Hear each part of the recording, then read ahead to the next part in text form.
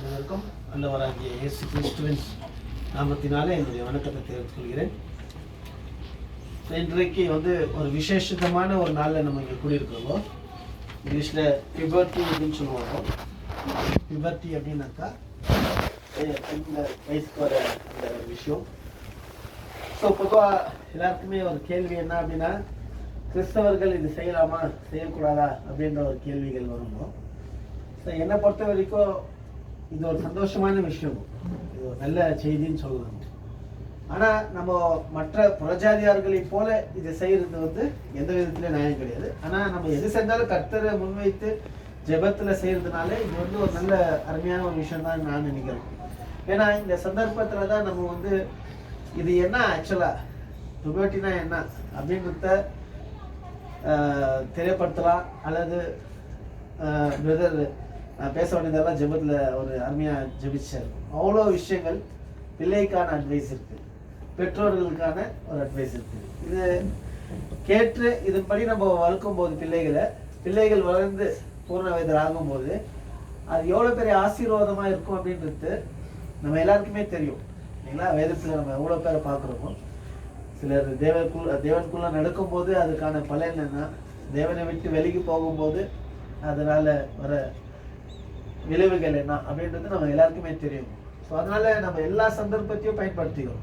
ஒரு பிறந்த நாள் வந்தால் கூட அந்த குழந்தைக்கு எப்படி வளர்க்கணும், குழந்தைனா என்ன, பெற்றோர்களுக்கு நம்ம புத்திமதி சொல்கிறோம் இல்லைங்களா? ஒரு திருமணம் வந்தால் கணவன் எப்படி இருக்கணும், மனைவி எப்படி இருக்கணும்ன்ற புத்திமதி சொல்கிறோம். ஒரு கெட்டது நடந்தால் கூட சாவு எதுக்காக நடந்தது, அந்த மரணத்தை குறித்து நம்ம பேசுவோம். ஸோ அந்த சந்தர்ப்பத்தில் இது ஒரு நல்ல விஷயம். ஸோ பைபிள் படி இந்த பிபர்ட்டி அப்படின்னாக்கா அவங்க இளமைக்கு போகிறாங்க அப்படின்றத அர்த்தம். ஒரு அடல்ட்ஹுட்டுக்கு போகிறாங்க, இளமைக்கு மாறுறாங்க. அந்த ஹார்மோனியஸ் எல்லாம் சேஞ்ச் ஆகும், அவங்களுக்கு தாட்லேருந்து அவங்களுக்கு நடத்த எல்லாமே சேஞ்ச் ஆகும். ஸோ அதுக்கு நம்ம என்ன பண்ணுறோம்னா அதை டிஃப்ரென்ஷியேட் பண்ணிக்காங்க. சைல்டுஹுட் என்ன இல்லைங்களா, அப்புறம் அடல்ட்ஹுட் என்ன, பிள்ளைக்கான குணங்கள் என்ன, வளர்ந்தவர்களுக்கான குணங்கள் என்ன, வளர்றவர்களுக்கான குணங்கள் என்னன்றதை நம்ம சொல்லிக் கொடுக்கும்போது அது ரொம்ப பிரோஜனமாக இருக்கும். அது மாத்திரம் இல்லாமல் பெற்றோர்களுக்கு கடமை அது ஆக்சுவலாக. அதனால் ஒரு வசனம் நீங்கள் வாசிக்கும் போது 1 கொரிந்தியர் 13வது அதிகாரம் 11வது வசனத்தில், 1 Corinthians chapter 13:11, சப்போஸ் நான் பவுல் ஒரு உதாரணம் கொடுக்குறேன். நான் குழந்தையா இருக்கும்போது குழந்தைத்தனமாக இருந்தேன், குழந்தைக்கானவைகளை நான் பேசினேன், குழந்தைக்கானவைகளை நான் யோசித்தேன், குழந்தைக்கானவைகளை நான் சிந்தித்தேன். நான் வளர்ந்த பிறகு அவைகள்லாம் விட்டுடணும் அப்படின்றது. அது வாசிங்க. நான் குழந்தையா இருந்த போது குழந்தையை போல பேசினேன், குழந்தையை போல சிந்தித்தேன், குழந்தையை போல யோசித்தேன். நான் புருஷனான போதோ குழந்தைக்கு ஏற்றவைகளை ஒழித்து விட்டேன். சோ இந்த வசனங்கள் பாத்தீங்கன்னா, குழந்தையா இருக்கும்போது when I was a child என்ற வார்த்தை இல்லைங்களா, I spoke like a child, குழந்தை மாதிரி பேசினேன். I thought like a child, I reasoned like a child. ஆனா when I became a man, அங்க என்ன சொல்றேன்னா, I gave up childish ways. சைல்டுன்னு சொல்ல, childish ways. இயேசு கிறிஸ்துவ நீங்க குழந்தைகளை போல ஆகாவிட்டால் நீங்க தேவன் ராஜ்யத்துக்கு போக மாட்டீங்கன்னா, குழந்தையை போல இருக்கிறது வேற, சைல்டிஷா இருக்கிறது வேற. சைல்டிஷ்னா புத்தி இல்லாம நடந்து கொள்றது, குழந்தை மாதிரி புத்தி இல்லாம நடந்து கொள்றது. இங்க அந்த வார்த்தை சொல்ல, நீங்க புத்திசாலித்தனமா இருக்கணும், ஆண்டவர் இயேசு கிறிஸ்து அதான் சொல்றாரு, புத்திசாலித்தனமா இருக்கணும், குணத்துல குழந்தை போல இருக்கணும்ன்றது தான் இங்க சொல்றாரு. ஸோ அப்ப இங்க டிஃபரன்ஷியேட் பண்ணி காட்டுறாரு. குழந்தையா இருந்த போது குழந்தைக்கு ஏற்றவைகள் எல்லாம் பேசியிருந்தோம், சிந்தித்திருந்தோம், அப்படிதான் நடந்துன்னு இருந்தோம். பட் வளர்ந்ததுக்கு அப்புறம் அந்த குழந்தைத்தனத்தை விட்டுட்டு ஒரு புருஷனை போல என்ன பண்ண சிந்திக்க ஆரம்பிச்சேன். ஸோ இதுதான் அந்த டிஃப்ரென்ஸ். நம்ம இந்த பிபர்ட்டின்றது அதுதான். ஸோ என்ன ஆகுது அப்படின்னாக்கா, நம்ம வளரும் போது என்ன வரும்னா நமக்கு புத்தி வளரும். புத்தி வளர்ந்து எது நல்லது எது கெட்டதுன்ற பகுத்தறிவு நமக்குள்ள வரணும். இன்னொரு வசனம் 1 தெசலோனிக்கர்ல 4வது அதிகாரம் 4வது வசனத்துல என்ன சொல்றாருன்னா, நம்ம சரீரத்தை எப்படி பரிசுத்தமா வச்சுக்கணும். 1 தெசலோனிக்கர் 4வது அதிகாரம் 4வது வசனம். உங்களில் அவனவன் தன் சரீர பாண்டத்தை பரிசுத்தமாயும் கனமாயும் ஆண்டு கொள்ளும்படி அறிந்து. உங்களில் தன் மனுஷனா பண்ணுவோம், தன் சரீர பாண்டத்தை என்ன பண்ணுவோம், பரிசுத்தமாக கனமாயும் ஆண்டு கொள்ளும்படி அறிந்து. ஸோ சரீரம் ரொம்ப முக்கியம் இல்லை நம்ம நினைக்கிறோம் சம்டைம்ஸு. அந்த சரீரத்தை பரிசுத்தமாக வைத்துக் கொள்றதோ இல்லைங்களா, அதை கனமாக வைத்துக் கொள்றதோ ரொம்ப அவசியமான ஒரு விஷயம். ஸோ இதெல்லாம் இந்த ஏஜ்லேருந்து ஆரம்பிக்கணும். ஸோ அப்போ தான் நம்ம வந்து அதை ரொம்ப கேர்ஃபுல்லாக ஹேண்டில் பண்ணோம் அப்படின்னு சொல்கிறாங்க. ஸோ அதனால பிள்ளைகளை வந்து வளர்க்குற விதம் இருக்குது. நீங்கள் எபிசியர் 6வது அதிகாரம் 4வது வசனத்தில் வாசிக்கும் போது நீங்கள் தகப்பன்மார்களுக்கு சொல்கிறார், பேரண்ட்ஸ் சொல்கிறாரு, பிள்ளைகளை நீங்கள் கோபம் மூட்டாதீர்கள் என்றாரு, கர்த்தருக்குள்ள ஏற்ற சிக்ஷையை கொடுங்கன்றாரு. சம்டைம்ஸ் பெற்றோர்கள் வந்து எதுக்கு எடுத்தாலும் பிள்ளைகள் என்ன பண்ணுவாங்க, குறை சொல்லிட்டு இருப்பாங்க, கணிந்து கொண்டுட்டே இருப்பாங்க. அப்படி பண்ணாம கர்த்தருக்கு ஏற்ற சிக்ஷையில நீங்க வலுகோனாரு. உபாகமம் 6வது அதிகாரம் 6லேருந்து 9 வசனங்கள்ல கூட வாசிக்கும் போது நமக்கு எல்லாருக்கும் தெரியும். அங்க சொல்லும் போது என்ன சொல்றாருனாக்கா, நீங்கள் உங்கள் தேவனாகி கர்த்தர் முழு இருதயத்தோட, முழு ஆத்மாவோட, முழு மனதோட நீங்க அன்பு கூறுவோம், இவைகளை உங்க பிள்ளைகளுக்கு கருத்தாய் போதிகோன்னு சொன்னார். கருத்தாய் போதிகோ, நீங்க உட்காரும் பொழுதும், நீங்க எழுந்திருக்கும் போதோ, நீங்க நடக்கும் போதோ, படுத்துக்கொள்ளும் போதோ இவைகளை குறித்து நீங்க போதிகோன்றாரு.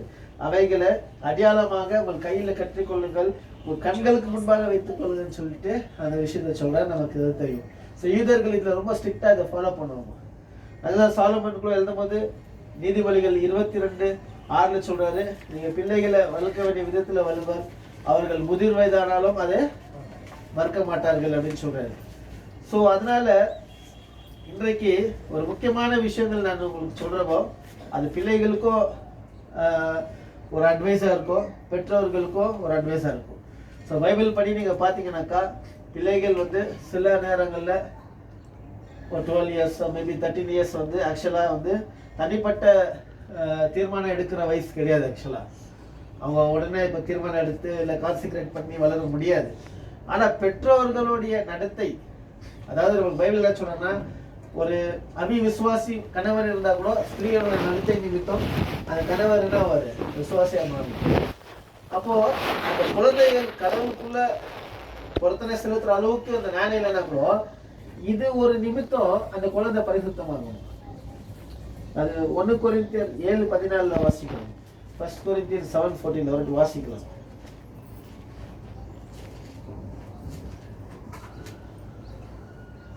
இது பெற்றோர்களுக்கான ஒரு அட்வைஸ் வச்சுக்கோ. எண்ணத்தினாலெனில் அவிவிசுவாசியான புருஷன் தன் மனைவியால் பரிசுத்தமாக்கப்படுகிறான், அவிவிசுவாசியான மனைவியும் தன் புருஷனால் பரிசுத்தமாக்கப்படுகிறாள். இல்லாவிட்டால் உங்கள் பிள்ளைகள் அசுத்தமாய் இருக்குமே, இப்பொழுதோ அவைகள் சுத்தமாய் இருக்கின்றன. பாத்தீங்களா எவ்வளவு பெரிய ஆழமான விஷயம் தெரியுங்களா அது. சோ பிள்ளைகளால எந்த ஒரு செய்ய முடியாது, தேவனுக்காக பர்ஃபெக்ட்டா வாழ முடியாது. ஆனா பெற்றோர்களோட நடத்தை நிமித்தம் அந்த பிள்ளைகள் வந்து பரிசுத்தமாக பண்றாங்க. இது கணவர் விசுவாசத்துல இருக்கலாம், இல்ல மனைவி விசுவாசத்துல இருக்கலாம். அங்க யாராவது ஒரு விசுவாசத்துல இருந்தா கூட அது நிமித்தம் அந்த கணவனும் அந்த பிள்ளைகளும் பரிசுத்தமாக்கப்படுறாங்க. இது கடவுளுடைய கிருபை அப்படின்னு சொல்லலாம். ஆகையால அதே நேரத்துல பிள்ளைகள் வந்து ஒரு பொருத்தனை எடுக்கிற அளவுக்கு, கடவுளுக்கு வைராகியமா வாழ்ற அளவுக்கு அவங்களுடைய மெச்சூரிட்டி இல்லைன்னா கூட சில ரெஸ்பான்சிபிலிட்டிஸ் இருக்குது. என்ன ரெஸ்பான்சிபிலிட்டிஸ் அப்படின்னாக்கா, பெற்றோர்களுக்கு என்ன பண்ணணும், கீழ்படி. அந்த ரெஸ்பான்சிபிலிட்டி மெச்சூரிட்டி ஆகணுன்ற அவசியம் கிடையாது. அதாவது நிறைய அறிந்து இருக்கணும், அவங்களுக்கு பர்சனல் ரெஸ்பான்சிபிலிட்டி வரணுன்றது அவசியம் கிடையாது. இந்த ஏஜ்ல கூட அவங்க வந்து பெற்றோர்கள் கீழ்படினோன்றது நமக்கு அப்போஸ்தலனாகிய பவுல் நியாயப்பிரமாணத்துல இருக்கிறத எடுத்து சொன்னார். நியாயப்பிரமாணத்துல 20 அதிகாரம் 12ஆம் வசனம், யாத்திராகமம் 20:12 சொல்லப்பட்டிருக்குது. அங்க என்ன சொல்லியிருக்காருன்னா, நீங்கள் பெற்றோர்கள் என்ன பண்ணுவோம், கனம் பண்ணுவோம். அதுதான் வாக்குத்தத்தம் உள்ள முதல்ல பிரமாணம். ஸோ ப்ராமிஸ்ட்லாம் அப்படின்னா, ப்ராமிஸ்ட் கமாண்ட்மெண்ட்னாக்கா அது என்னவோ, உன் தாய் தகப்பனை கனம் பண்ணணும்னு. இதே நீங்க எபிசியர் 6வது அதிகாரத்துல வாசிக்கும் போது, எபிசியர் 6வது அதிகாரம் 1 முதல் 4 வசனங்கள்ல,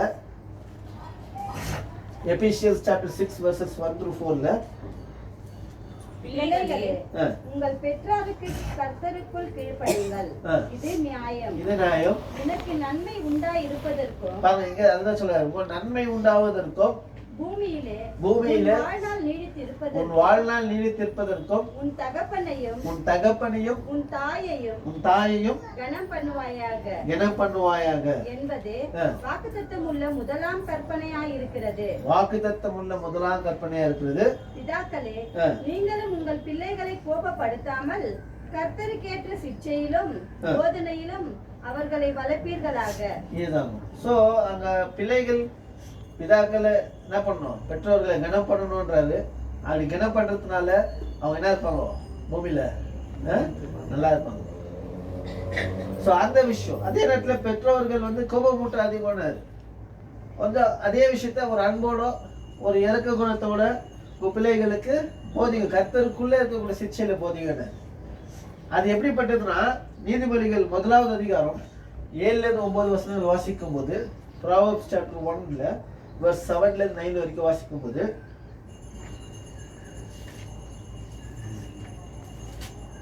கர்த்தருக்கு பயப்படுதலே ஞானத்தின் ஆரம்பம்.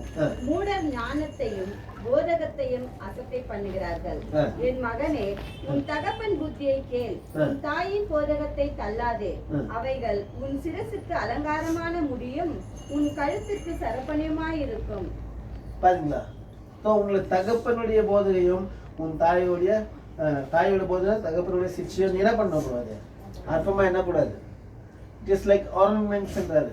ஆர்னமெண்ட்ஸ்னா பிள்ளைகளுக்கு அது ஸ்பெஷலாக மற்ற பிள்ளைகள்னா உலகத்தில் என்ன பண்ணுவாங்க, நகைங்கள்லாம் போடுவாங்க இல்லையா உலகத்தார். நம்ம கூட கிறிஸ்டின்ஸில் போடலாம், அதெல்லாம் பிரச்சனை இல்லை. இப்போ நெக்லஸோ இல்லை செயினோ கம்பலோ இல்லை பிரேஸ்லெட்டு, அதுக்கு ஈக்குவலானது இந்த போதனை.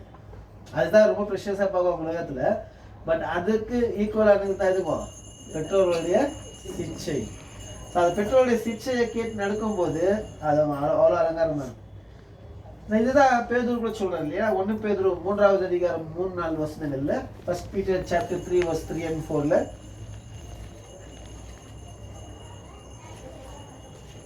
அழியாத அலங்கரிப்பாய் இருக்கிற சாந்தமும் அமைதலும் உள்ள மயிரை பின்னி பொன்னாபரங்களை அணிந்து உயர்ந்த வஸ்திரங்களை உடுத்திக் கொள்ளுதலாகிய புறம்பான அலங்கரிப்பு உங்களுக்கு அலங்காரமாய் இராமல் அழியாத அலங்கரிப்பாய் இருக்கிற சாந்தமும் அமைதலும் உள்ள ஆவியாகிய இருதயத்தில் மறைந்திருக்கிற குணமே உங்களுக்கு அலங்காரமாய் இருக்க கடவது. அதுவே தேவனுடைய பார்வையில் விலையேற பெற்றது. விலையேற பெற்ற ஒரு குணம் அது. அதுதான் ஆர்னமெண்ட்ஸ் நம்மளுக்கு சொல்றாரு.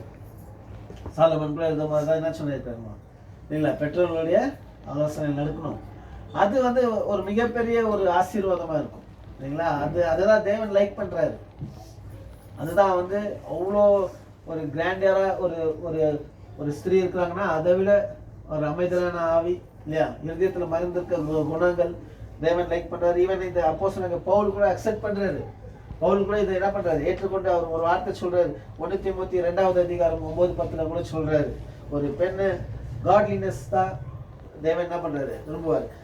1 தீமோத்தேயு 2வது அதிகாரம் 9-10.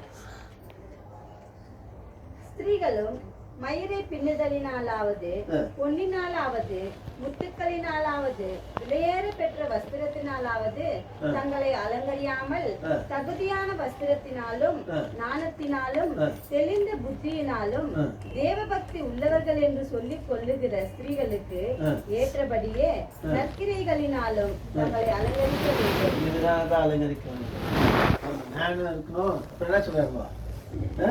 தெளிந்த தேவபக்தி, இதெல்லாம் தான் வந்து ஒரு ப்ரெஷியஸான ஆர்னமெண்ட்ஸ். இதெல்லாம் தான் ரொம்ப விலையேறப்பட்ட ஒரு விஷயம் ஒரு பெண்களுக்கு அப்படின்னு சொல்றாரு.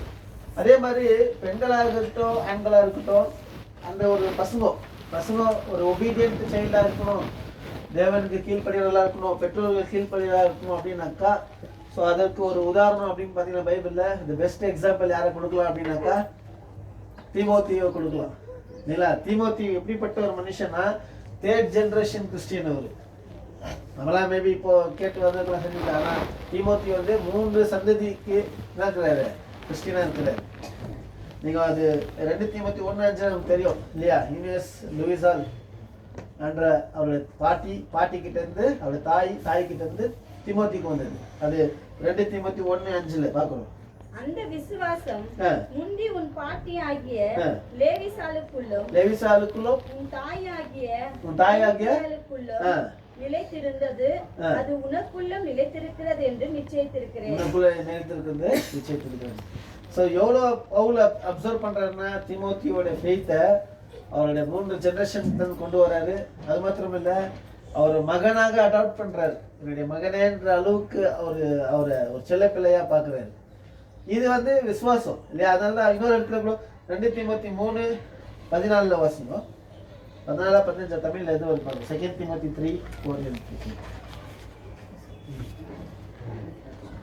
நீ கற்று நிச்சயித்துக் கொண்டவைகளில் நிலைத்திரு, அவைகளை இன்னாரிடத்தில் கற்றாய் என்று நீ அறிந்திருக்கிறதும் அல்லாமல்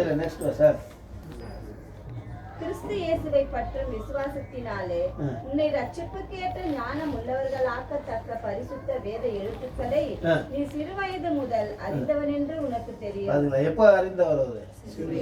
அதுதான் நம்ம பிள்ளைகள் செய்ய வேண்டியது. சிறு வயதுல இருந்து வேதத்தை அறிந்தவர்களாக இருக்கணும் பிள்ளைகள். இது ரொம்ப ஆச்சரியமான ஒரு விஷயம் என்ன தெரியுங்களா?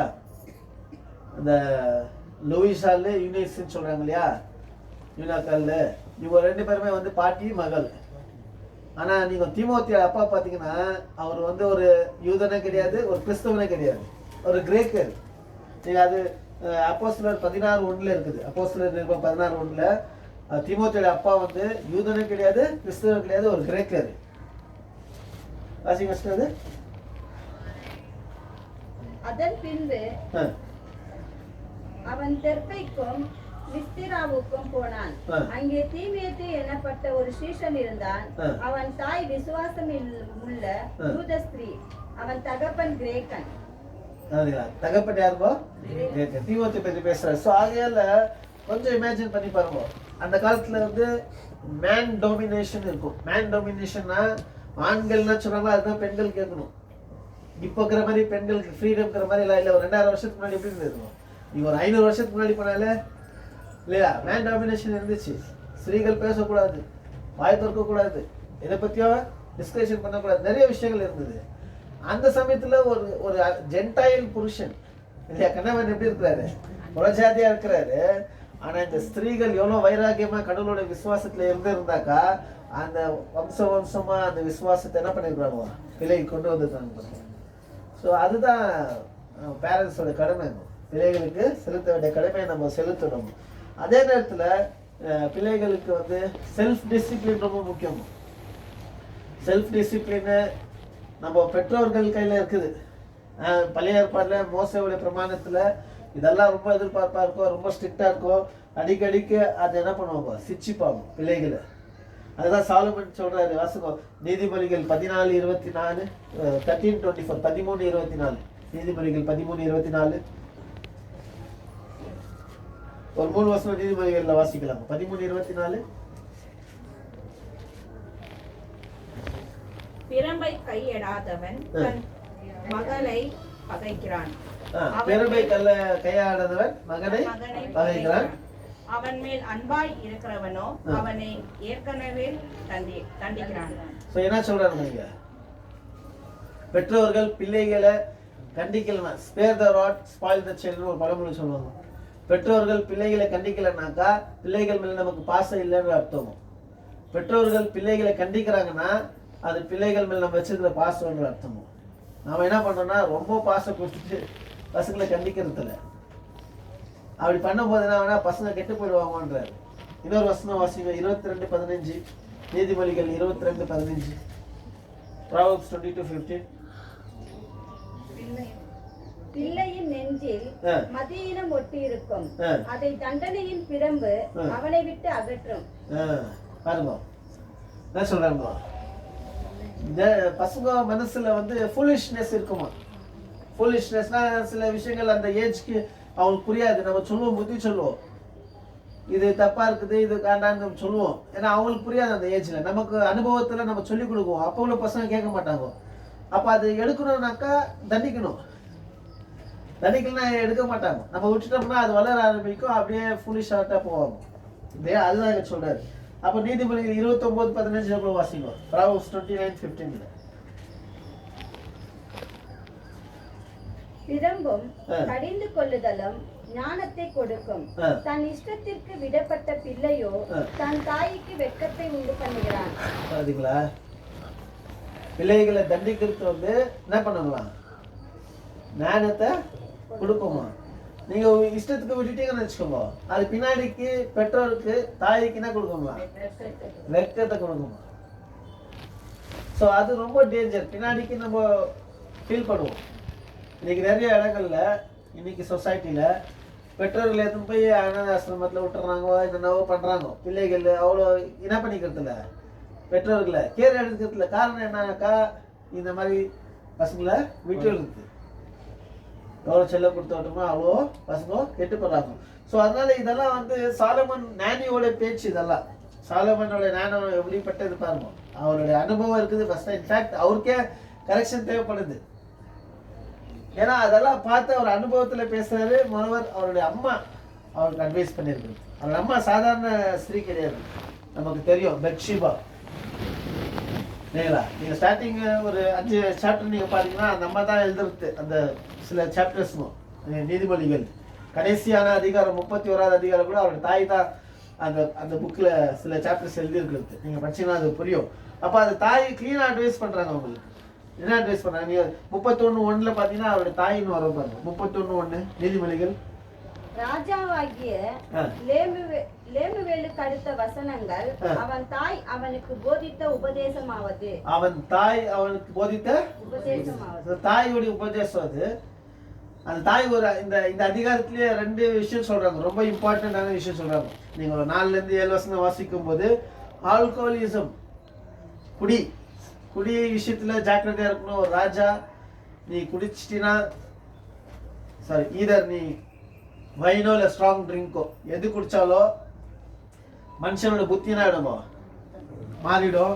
நீ நியாய நீதி கரெக்டாக செய்ய மாட்ட, நியாய நீதி ரொம்ப முக்கியம் அப்படின்னு சொல்லிட்டு அட்வைஸ் பண்றாங்க. அதுக்கு நீ என்ன பண்ணக்கூடாது? குடிக்கக்கூடாது. ராஜாக்களுக்கு தகுதி கிடையாது இதெல்லாம். 2வது விஷயம் வந்து உங்களுடைய மனைவியை சூஸ் பண்றது. நீங்க அது வந்து 10வது வசனத்துல இருந்து 31 வசனம் இருக்குது.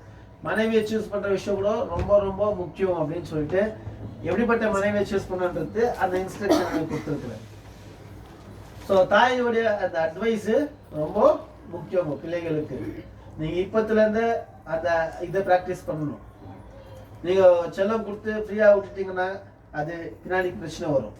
இல்லை அப்பா கண்டிக்கிறாருன்னும் போது நீங்க தடுக்குனீங்கனாலும் பிரச்சனை வரும். அப்பா அன்பு காட்டும் போது நீங்க கடிந்து கொள்ளணும், நீங்க கடிந்து கொள்ளும் போது அப்பா அன்பு காட்டணும். 2மே தேவைப்படுது. அன்பு இல்லாமல் கூட பசங்களை வளர்க்கக்கூடாது, அன்போட வளர்க்கணும், அதே நேரத்தில் கண்டிப்போட வளர்க்கணும். இது 2ம் ரொம்ப முக்கியம். அதனால தான் பிள்ளைகள் வளரும் போது பெற்றோர்களுக்கு கீழ்ப்படிதல் ரொம்ப முக்கியம். பிள்ளைகளுக்கு ஒரு முக்கியமான விஷயம்னா, நீங்கள் காஸ்பெல் ஏஜா எடுத்துக்கோங்க, ஜூவிஷ் ஏஜா எடுத்துக்கோங்க, யூதர்களோட காலமாக எடுத்துக்கோங்க, இல்லை புரஜ அந்த அழிவுக்கு காரணமே சில பாவங்கள் தான். சில பாவங்கள்ல தான் எல்லாமே நாசம் வருது. அந்த பாவத்தில் பெற்றோர்கள் கீழ்ப்படியாமல் பொறுத்தும் ஒன்று இன்க்ளூட் ஆகும். அதை 2 வசனம் வாசிக்கலாங்க. ரோமர் 1வது அதிகாரம் 30வது வசனம். Romans chapter 1 verse 30.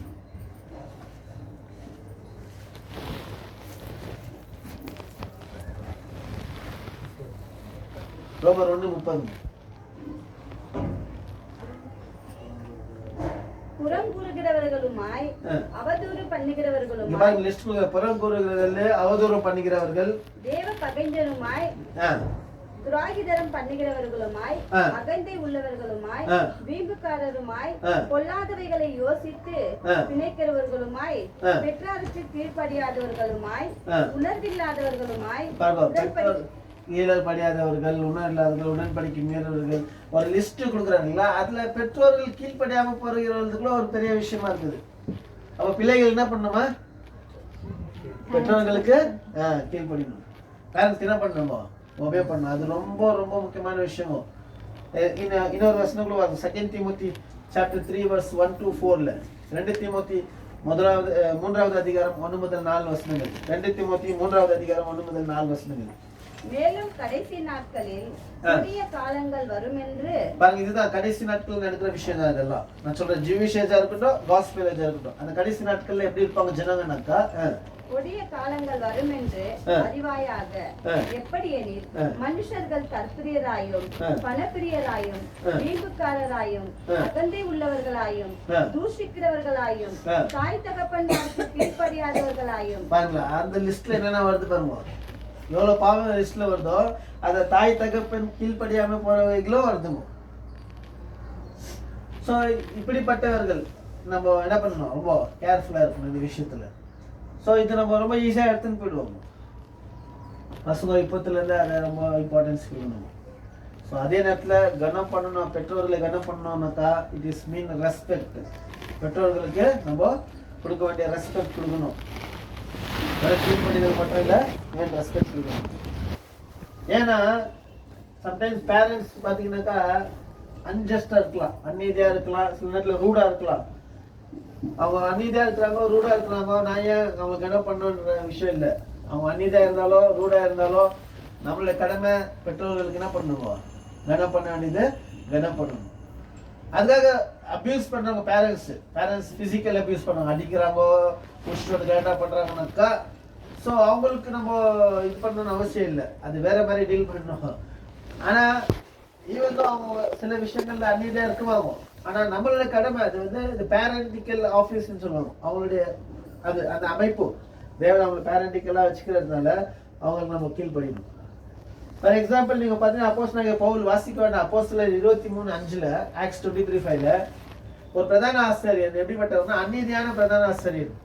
அப்படிப்பட்ட பிரதான ஆசிரியருக்கே இவர் என்ன பண்றாரு, ரெஸ்பெக்ட் கொடுக்கணும்னு சொல்லிட்டு ரெஸ்பெக்ட் கொடுக்குறாருங்க. ஸோ அதனால நம்மளுக்கு வந்து சம்டைம்ஸ் பெற்றோர்கள் நமக்கு அநீதியா இருந்தா கூட நம்ம கொடுக்க வேண்டிய கணத்தை கொடுக்கணும், அது ரொம்ப முக்கியம்.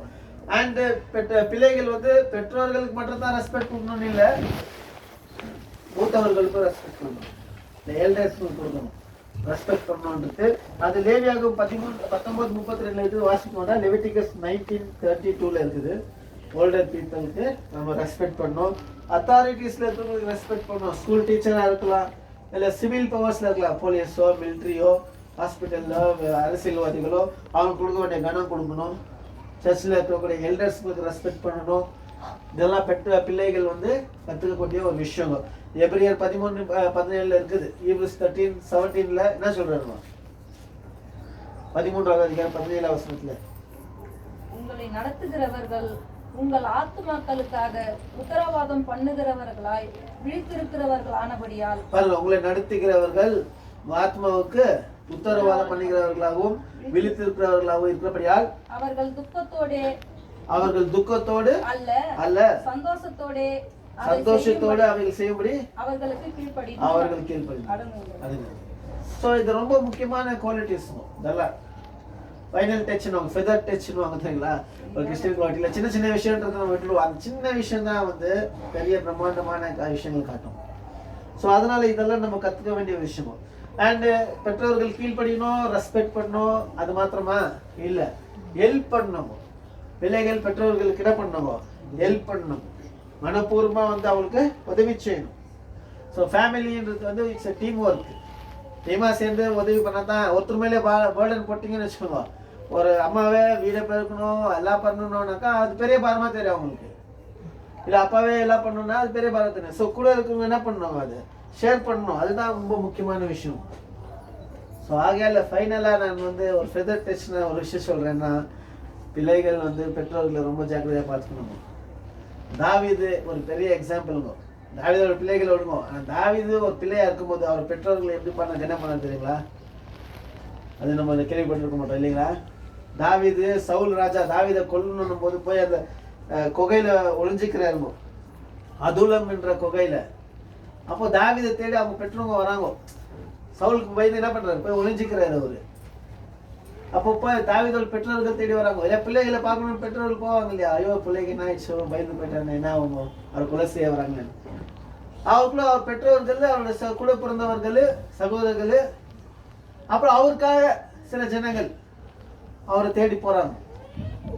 அப்போ தாவீது என்ன பண்ண தெரியுமா, எனக்கு கடவுள் என்ன சித்த வச்சுக்காருன்னு எனக்கு இன்னும் தெரியல, கடவுள் சித்தத்தை நான் அறிஞ்சு கொள்கிற வரைக்கும் பாதுகாப்பான இடத்துல வைக்கிறோம்னு சொல்லிட்டு போய் மோவாபோட ராஜாவை பார்த்து சந்திச்சு என்னோட குடும்பத்தை என்னை நம்பி வந்தவங்களையோ கொஞ்ச நாளைக்கு பாதுகாத்துக்கோ, நான் போய் என்ன பண்ணுறேன் தேவ சித்தை என்ன அறிஞ்ச பிறகு நான் கூப்பிட்டுக்கிறேன் சொல்லிட்டு அந்த ரெஸ்பான்சிபிலிட்டிஸ் அவர் நம்பி வந்தவங்க மேலே ஒரு ரெஸ்பான்சிபிலிட்டி வச்சேன். அந்த வசனம் வாசித்தீங்கன்னா 1 சாமுவேல் 22வது அதிகாரம் 1 முதல் 4 வசனங்கள். 1 சாமுவேல் 22nd chapter 1 through 4.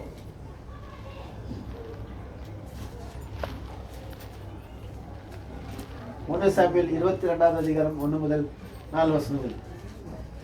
தாவீது அவ்விடத்தை விட்டு தப்பி அதுல்லாம் என்னும் கெபிக்கு போனான். அதை அவன் சகோதரரும் அவன் தகப்பன் வீட்டார் அனைவரும் கேட்டு அங்கே அவனிடத்துக்கு போனார்கள். ஒடுக்கப்பட்டவர்கள், கடன்பட்டவர்கள், முறுமுறுக்கிறவர்கள், ஒடுக்கப்பட்டவர்கள், கடன்பட்டவர்கள், முறுமுறுக்கிறவர்கள் யாவரும் அவனோட கூடிக்கொண்டார்கள். அவன் அவர்களுக்கு தலைவனானான். இந்த பிரகாரமாக ஏறக்குறைய 400 பேர் அவனோடு இருந்தார்கள்.